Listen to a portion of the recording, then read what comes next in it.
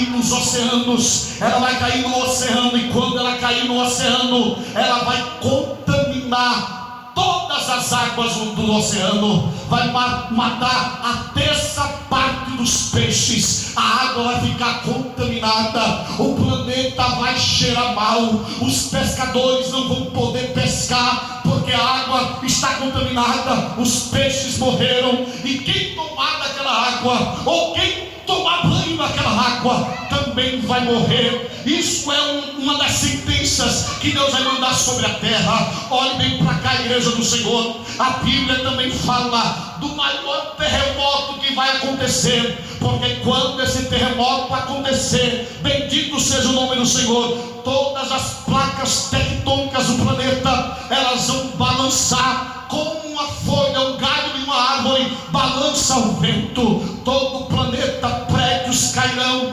pontes cairão, estruturas gigantescas cairão. A tecnologia humana não vai ser capaz de, aleluia, prever esse grande terremoto e evitar as suas catástrofes. Vai ser um terremoto tão grande como nunca houve e jamais haverá. No capítulo 24 do Evangelho segundo escreveu São Mateus, o Senhor fala sobre, aleluia, o sermão escatológico. Capítulo 24 e o capítulo 25 é o próprio Jesus Cristo falando do sermão escatológico, dizendo que haverá fome, pestes, terremotos, maremotos, guerras em todas as nações. Mas não se turbe, não se perturbe, não entre em pânico, porque isso ainda é o princípio das dores. Ele assemelha esses acontecimentos finais a uma mulher que está para dar luz. Quem aqui é mãe sabe que quando está perto de dar a luz, quando ela completa 9 meses da sua gestação, na sua gestação, ela começa a sentir algumas contrações. As primeiras contrações, elas são mais leves, elas não afetam muito, mas depois vai aumentando, o grau, a intensidade da dor vai aumentando, e tem momentos, irmão, que a dor é tão aguda, tão forte, que ela não aguenta. Deixa eu dizer uma coisa para vocês, nós já estamos, aleluia, aleluia, no final dessas dores, porque o número de terremotos está aumentando.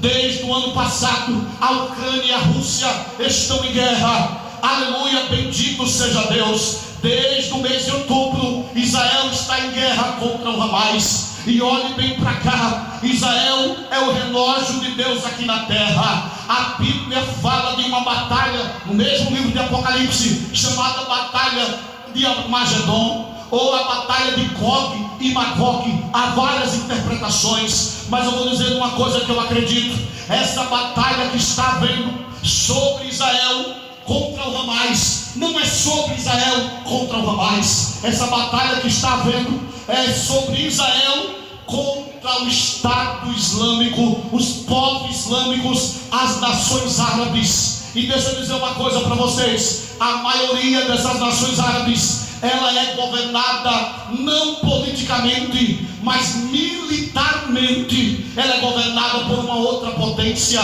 chamada Rússia.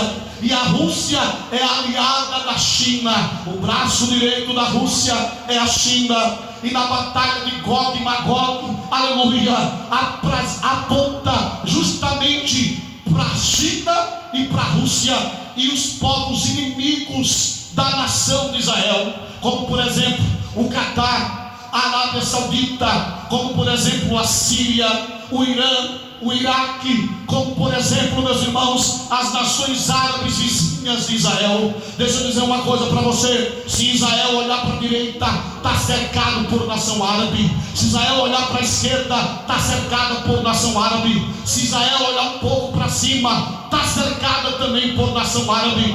E a Bíblia diz, olhe para cá, que Gog, príncipe de Magog, vai marchar com um exército de 200 milhões de soldados, bendito seja o nome do Senhor, pelo rio Eufrates. O rio Eufrates está secando. Há 50, 60 anos atrás, quando se lia a Bíblia nesse texto, dizia impossível. O rio Eufrates, aleluia, não tem condições de secar. É um rio muito grande, é um rio enorme, é um rio gigantesco, mas ultimamente o rio Eufrates está secando, e isso já é um sinal dessa grande batalha, a batalha de Gog e Magog. Aleluia, bendito seja o nome do Senhor. Que esse grande exército vai passar pelo rio Eufrates e vai marchar contra Israel, e vai chegar na terra de Israel. Mas quando chegar na terra de Israel, Deus vai destruí-los pelo seu grande e poderoso poder.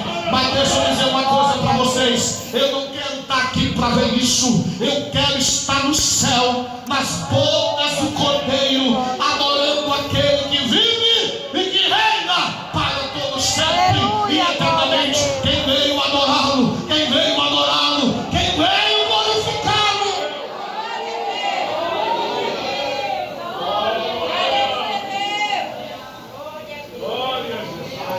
Aleluia. No capítulo 2 de 2 Tessalonicenses, o Espírito Santo fala por intermédio de Paulo, dizendo: não quero que vocês sejam enganados, porque não vai ser assim a vinda de Cristo. Ele só vai voltar, e o sinal da sua vinda é quando o filho da perdição aparecer. Deixa eu dizer uma coisa para vocês: a igreja do Senhor vai ser arrebatada, mas antes do arrebatamento, ela vai vislumbrar o anticristo. A igreja do Senhor vai ser arrebatada, mas o Senhor só vai vir arrebatar a igreja quando o anticristo aparecer. Aí alguém diz assim: pastor, pregador, ele não apareceu, por que o senhor está pregando sobre isso? Olha bem para cá. Características do anticristo. Primeira característica: ele é opositor. Essa palavra anti quer dizer opositor a Cristo, oposto a Cristo. O que é que Cristo prega? O que é que ele ensina? Quais são os pilares da sua doutrina? Amarás o Senhor teu Deus de todo o teu coração, de toda a tua alma, com toda a tua força, com todo o teu entendimento, e amarás o teu próximo como a ti mesmo. O anticristo, irmão, ele é contra a família tradicional.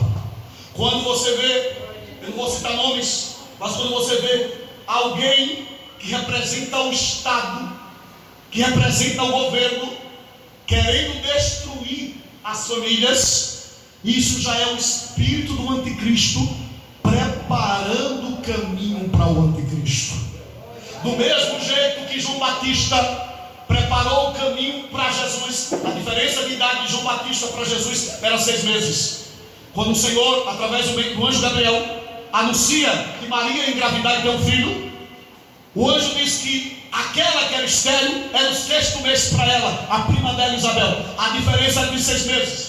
Apesar de ter uma diferença de 6 meses, não foram criados juntos, não tinham contato, porque a Bíblia diz que João não sabia quem era. Foi preciso o Espírito Santo dizer para ele: aquele que pousar sobre a cabeça dele o Espírito, esse é o que batiza com o Espírito Santo. Esse é o Cristo.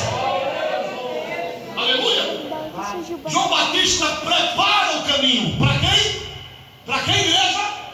Para Jesus Cristo. Mas deixa eu dizer uma coisa para vocês: os governos contrários à família, os governos a favor de casamentos de pessoas do mesmo sexo, que a Bíblia condena, que a Bíblia é contrária.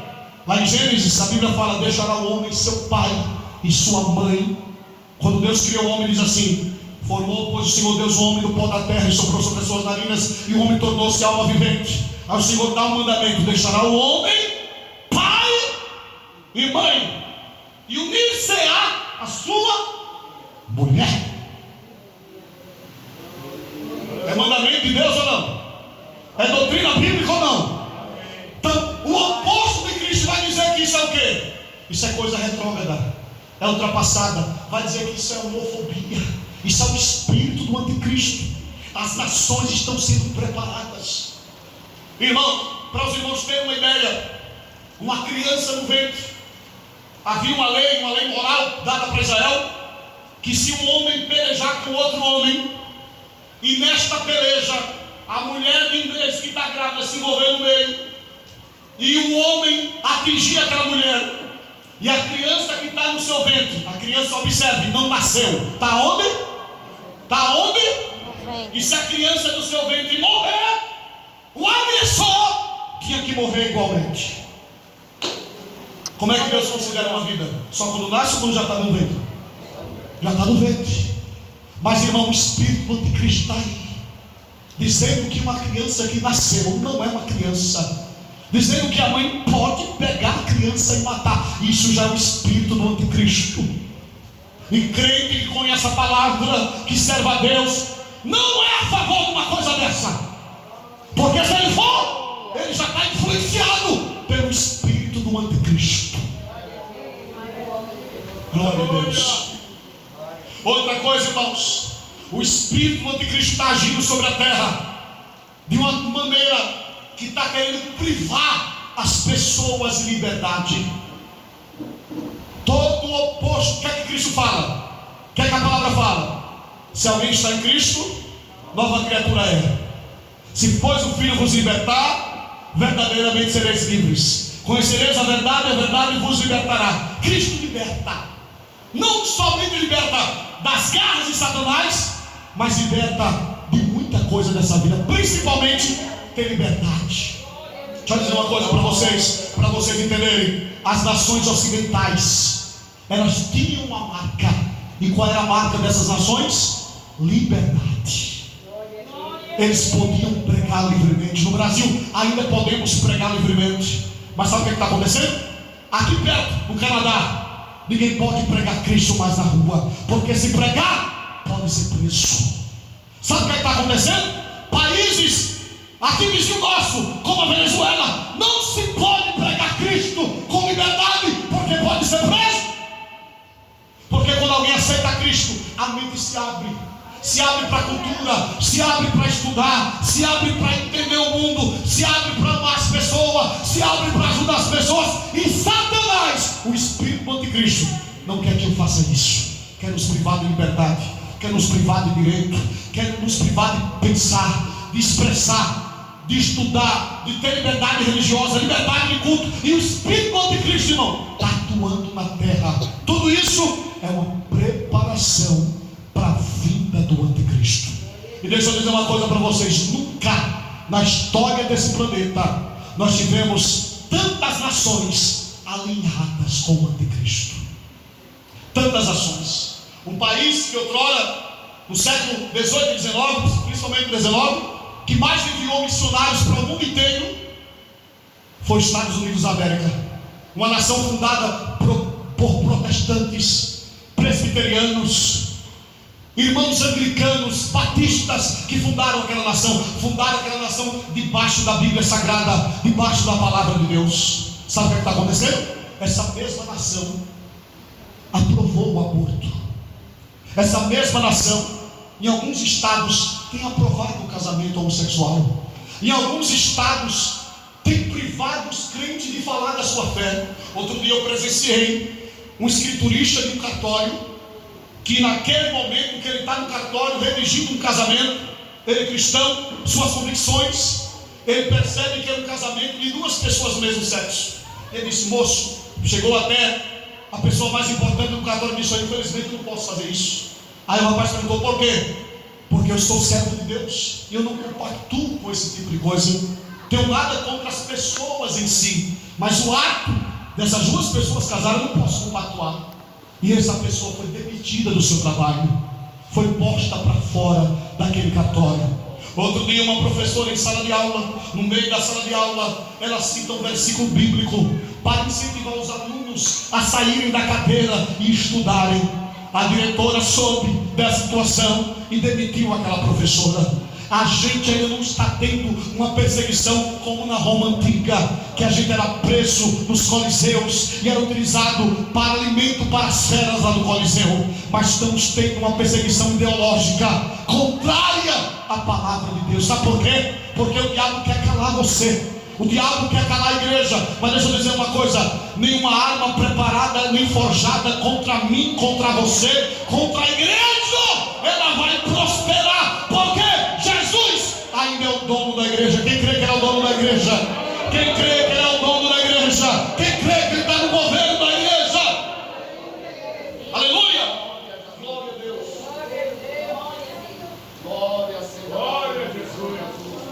Bíblia fala, irmão, de uma besta que vai subir no mar, e outra besta que vai subir da terra.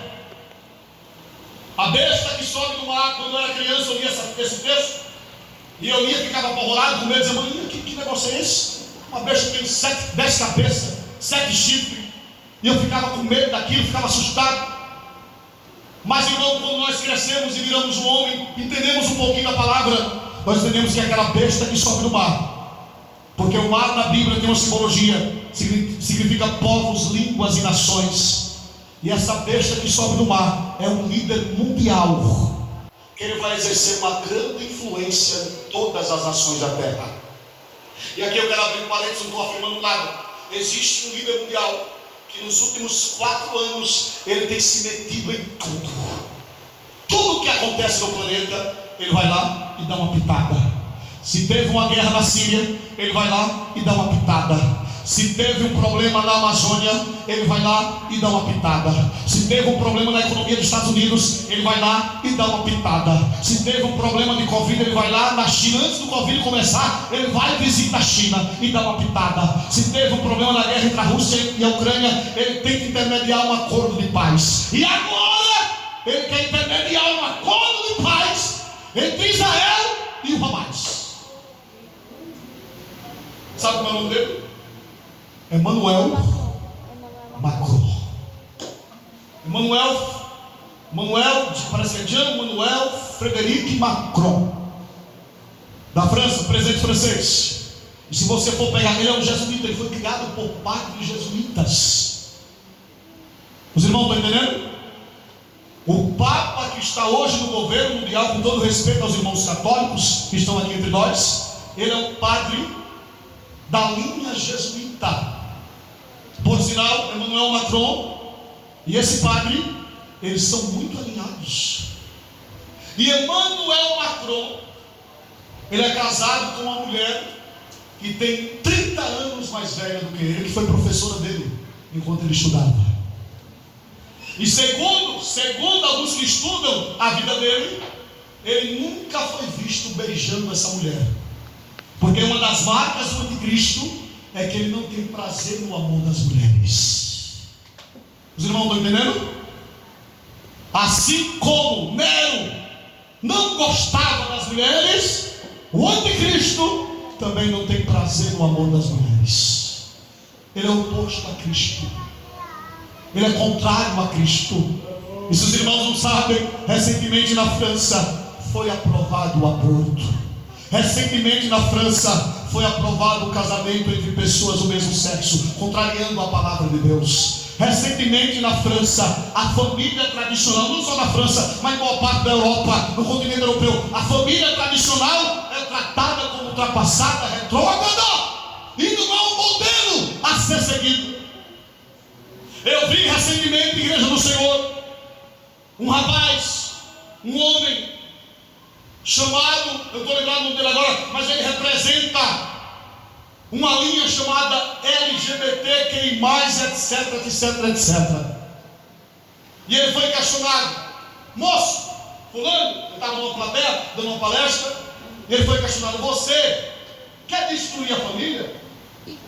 Seu objetivo com isso é destruir a família tradicional? Aí ele, com um sinal de sarcasmo, ele disse, é isso mesmo. Um líder. O espírito do anticristo está pregando por aí que roubar é normal. Que aqui tem um camarada roubar isso, roubar aquilo. E paz, meus irmãos, na Califórnia, nos Estados Unidos da América, cada cidadão americano que mora lá pode roubar até $1.000 e não é preso. Que espírito é esse, irmão, do anticristo? Vai gerar o que naquela sociedade? Uma anarquia. Os comerciantes compram, modelam as lojas, deixa tudo bonitinho, o cara entra lá, pode roubar você, e você é que boca fechada. E paz para os irmãos e as irmãs, querem aprovar isso no Brasil? Diga assim, misericórdia, Jesus. Tudo isso é a preparação para o anticristo. Deixa eu dizer uma coisa para vocês.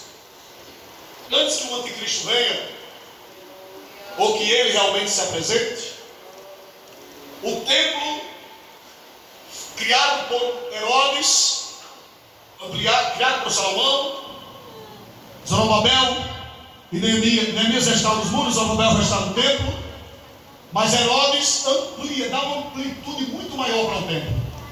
Era uma das maiores obras-primas do Oriente Médio. Foi destruído. Glória a Deus. Jesus falou que não ia sobrar pedra sobre pedra. No ano 70 depois de Cristo, o templo é destruído, os muros de Jerusalém é destruído, a cidade é ensanguentada. Mas deixa eu dizer uma coisa para vocês: no ano de 1948, quando Israel retorna para sua terra natal, olhem bem para cá, olhem bem para cá. Os judeus ortodoxos desejam ardentemente restaurar o templo lá em Jerusalém. E paz, meus irmãos e as irmãs, existem projetos. Já conseguiram uma pedreira, que nessa pedreira vai fornecer a mesma pedra, ou uma pedra com a mesma substância que foi construído o primeiro templo de Salomão. Todos os adornos do templo, o candelabro, o altar do incenso, o altar do holocausto, a bacia de lavar as mãos, né? Os pães da proposição, glória a Deus. E dizem eles que provavelmente, a suposição, a arca da aliança está escondida no Monte das Oliveiras, para que quando esse tempo chegar, a arca da aliança seja achada e o templo de Deus seja restaurado. E tudo isso é um sinal da vinda de Cristo. Mas deixa eu dizer uma coisa para vocês: eu não quero, repita comigo, eu não quero estar aqui quando tudo isso acontecer. Diga assim: eu quero subir no arrebatamento da igreja. Eu quero estar para sempre com o Senhor nos céus de glória. Queridos irmãos e irmãs, eu quero agora aproveitar esse texto. Eu quero dizer uma coisa para vocês. Jesus disse assim: quem crê em mim tem a vida eterna. A Bíblia fala em Romanos capítulo 6, versículo 23, que o salário do pecado é a morte. A recompensa, o pago, o resultado do pecado, uma vida sem Deus, uma vida com pecado, uma vida no adultério, na mentira, na prostituição. E mesmo que não faça nada disso, mas não procura servir a Deus, nem andar no caminho, é uma vida que vai levar o homem à morte. Tanto a morte física, como também a morte espiritual, a separação eterna de Deus. Mas deixa eu dizer uma coisa para vocês: Deus, através da sua palavra, Ele diz assim: quem crê em mim, ainda que esteja morto, viverá. Glória a Deus. Aleluia. Se nós esperássemos o Senhor somente nessa vida aqui, olha para cá, é bom ter dinheiro? É bom, não é? É bom ter casa boa para morar? Quem disser que não é, por favor, você deve ver de outro mundo. Mas casa é boa, carro é bom, dinheiro é bom, sucesso, reconhecimento, aplausos, está na vitrine para todo mundo ver e elogiar, é bom. Mas deixa eu dizer, isso não se compara com a vida eterna com Jesus. Eu me lembrei, irmão, de uma irmã. Eu era ainda novo crente, eu me converti em 97. De 1 ano até os 9 estava na igreja, mas dos 9 até os 15 estava afastado. Aí o Senhor me traz em 97. Eu me lembro que eu estava no ciclo de oração. Eu, novo crente, desejoso de orar, desejoso de buscar a Deus. De repente uma irmã começa a contar uma visão que ela teve no dia anterior. E eu matei, arregalei os olhos, comecei a guardar aquela visão. E ela dizia bem assim: irmãos, eu queria compartilhar algo que Deus me mostrou ontem à noite, enquanto eu dormia. Aí os irmãos ficaram tudo atentos, olhando. E ela dizia bem assim: irmãos, eu estava como se eu estivesse em cima da minha cama. Eu deitei, agarrei no sono, mas eu me via em cima da minha cama. E de repente alguém pegava na minha mão. Eu não via que pegava na minha mão, mas era quando pegava na minha mão, eu sentia uma paz na alma, uma tranquilidade no meu ser. E essa pessoa pegava na minha mão e me levava, e eu ia subindo nos céus, e eu começava a ver de longe o meu corpo sobre a minha cama, dentro do meu quarto, e eu subia, e quando eu chegava lá em cima, a voz dizia: eu vou te apresentar ao teu Salvador. Aleluia. Oh, glória a Deus. Aleluia. E quando ela soltava a mão dela, que colocava ela naquele caminho, e ela via de longe um homem de vestes brancas, a sua presença era poderosa e gloriosa, e ela dizia: é o meu Senhor. E ela desejava correr para abraçá-lo, e ela saiu correndo, fez carreira e disse: é o Senhor, e ela correu. E quando ela chegou lá, que viu que era o Senhor, ela dobrou os joelhos e o adorou, e disse: meu Senhor, eu quero ficar aqui para sempre. Lá na terra é muito bom, mas aqui é melhor. A tua presença é melhor, estar pertinho de ti é melhor, a tua glória é melhor, a tua graça é melhor. Ei, igreja, não tem coisa melhor de um dia viver com Cristo na eternidade. Apocalipse capítulo 3, versículo 8. Eis que diante de ti pus uma porta aberta, que ninguém pode fechar. Deixa eu dizer uma coisa para vocês. Tem pessoas aqui em nosso meio que podem até estarem afastados do Senhor, mas o Senhor colocou diante de ti uma porta aberta. O inimigo já tentou fechar essa porta, mas ele não conseguiu e não vai conseguir. E deixa eu dizer uma coisa para vocês: toda porta ela serve para abrir, tanto para mim entrar como para mim sair. Mas essa porta está aberta para você entrar. Aleluia. Tendo pouca força, não negaste o meu nome e guardaste a minha palavra, mas diante de ti a porta ela está aberta. Bendito seja Deus. São Mateus capítulo 7.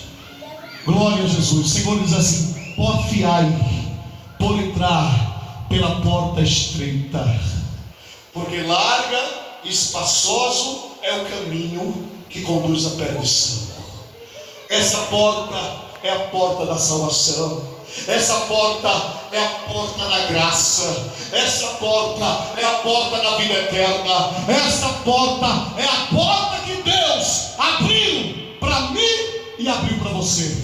Bendito seja o nome do Senhor. Eu quero dizer uma coisa para a igreja, por favor, o tempo já está embora. Fique de pé em nome de Jesus. Fique de pé.